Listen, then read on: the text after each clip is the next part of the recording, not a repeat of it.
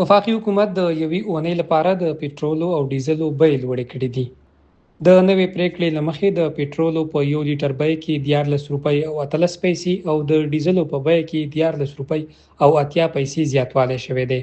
د پیښور یو شمېر اوسیدونکو د تیلو د بیو دغه زیاتوالی پر ولس ظلم بللی او ویلي دي چې خلک نور د پرلپسې ګرانۍ د زغملو توان نه لري.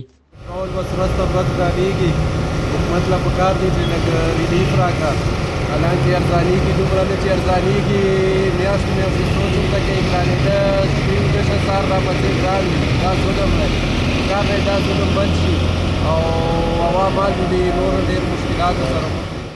وفاقي حکومت دا نوې بیې تېره شپه اعلان کړي چې له مخې د پټرولو د 1 لیټر بیه 310 روپۍ او د ډیزلو بیه 323 روپۍ ټاکل شوې ده. د پاکستان حکومتي چارواکي وایي په منځني ختیځ کې د روانې شخړې له امله په نړیوال بازار کې د خامو تیلو د بیې له لوړېدو وروسته په هیواد کې هم د پټرولو او ډیزلو نرخونه لوړ شوي دي.